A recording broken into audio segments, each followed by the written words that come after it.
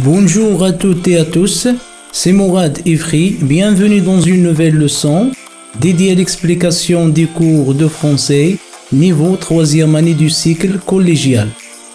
Dans les dernières leçons, nous avons étudié les lettres conventionnelles d'autorisation, d'invitation et de réponse à une invitation.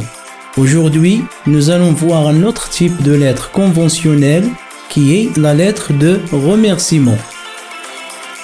Alors, c'est quoi d'abord le mot remerciement? Le remerciement est ce que l'on dit, ce que l'on écrit pour exprimer sa gratitude envers quelqu'un ou lui témoigner de la reconnaissance. Autrement dit, c'est le fait de remercier quelqu'un qui nous a aidé à faire quelque chose ou qui nous a aidé à réussir dans la vie, comme les parents, les professeurs, les amis, etc. Observez le document suivant. Est-ce qu'il s'agit d'une lettre conventionnelle ou personnelle? Je répète, est-ce que cette lettre est conventionnelle ou personnelle? Oui, c'est une lettre conventionnelle.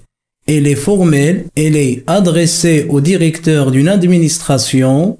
Elle respecte les caractéristiques de la lettre conventionnelle que nous avons étudiée dans la leçon de la correspondance. Si vous n'avez pas vu cette vidéo, je vous invite à le faire en cliquant sur le lien qui s'affiche en haut de la page. Maintenant, dites-moi quel est le lieu et la date de l'expédition. Oui, cette lettre est écrite à Timhdit le 25 novembre 2019. Qui est l'expéditeur de cette lettre? Qui a écrit cette lettre? Oui, c'est le club de l'environnement qui a écrit cette lettre. Qui est le destinataire? Qui est le destinataire? Oui, cette lettre est envoyée à Monsieur le surveillant général. Le destinataire est Monsieur le surveillant général du collège Omar ibn Abdelaziz. Pourquoi le club de l'environnement a-t-il écrit cette lettre au surveillant général? Je répète, pourquoi le club de l'environnement a-t-il écrit cette lettre au surveillant général?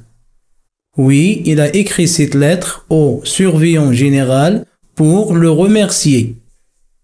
Relevez la formule d'appel employée dans cette lettre. Quelle est la formule d'appel employée dans cette lettre? Oui, la formule d'appel employée dans cette lettre est Monsieur. Bien, nous avons combien de paragraphes dans cette lettre d'invitation? Oui, nous avons 3 paragraphes. Maintenant, vous allez faire pause à la vidéo et vous allez lire 2 ou 4 fois les 3 paragraphes. Vous allez cliquer sur pause et vous allez lire silencieusement les 3 paragraphes.